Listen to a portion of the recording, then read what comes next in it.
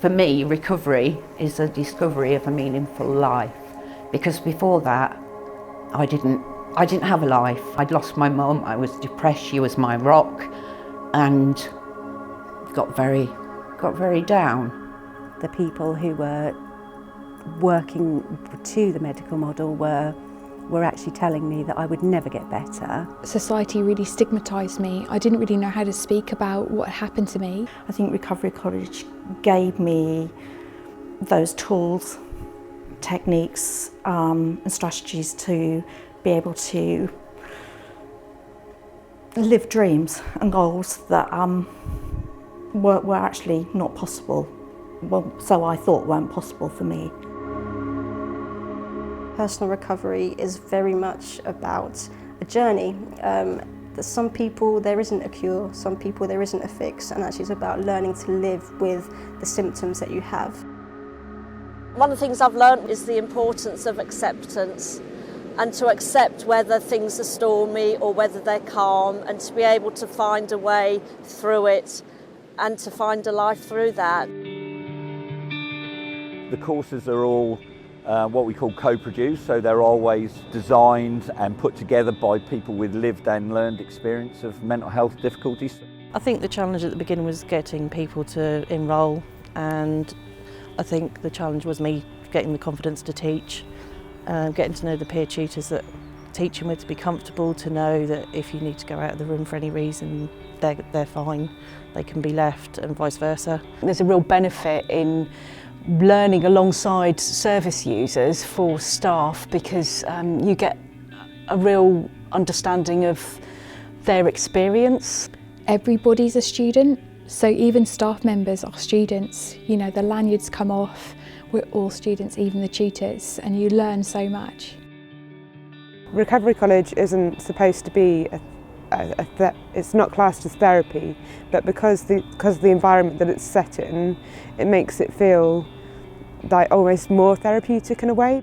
I've seen people coming to the college very anxious, very nervous about being there. A few courses down the road, they're feeling very comfortable, they're making changes in their own lives, and you sometimes then don't see them for a while, and they don't need services anymore. They don't need the Recovery College anymore. They're getting on with things. I really wasn't planning on going to the Recovery College. Walking into Recovery College was really anxious for me. I could hardly get through the door, I was so nervous. My reaction was, I can't do groups. I'd just come out of sessions and I thought, I don't really want to talk to anybody. You can do this. You're going to be okay. They're going to be accepting. There's no judgment there. The welcome was amazing. Everyone made me feel at home. The sessions itself, the tutors were really open and approachable and authentic. It's all self-guided, you know, like you are the one that looks at the brochure and choose the courses you want to go. You're the one that gets there, and then you're the one that chooses how you want to learn. There's studies done on what can actually help people recover. It's called CHIME, and it's connection, hope, identity, meaning and empowerment. And the Recovery College covers all of those things.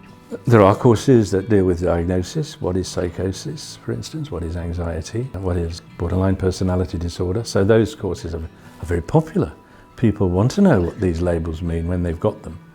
What is paranoia? I felt was really useful. It's not necessarily one of those things that we recognise that we might have paranoid thoughts, and although it seemed really simple, just hearing someone else say to look at something from another perspective was really useful to me. You're the expert in your own recovery. You might go to see the doctor and the doctor says, oh, you know, this is what we do and this is how we deal with it. But at the Recovery College, it's not like that. It's not like us and them as, you know, what do you think? Like, how have you experienced it? People may be plagued by the notion that they want to be in some way as they were before, earlier, without symptoms, and they are not the people they were before. They may still have some of those symptoms hanging around, and it's quite okay. It's okay to accept that. That's fine if you're living well. There's no need to get rid of them all.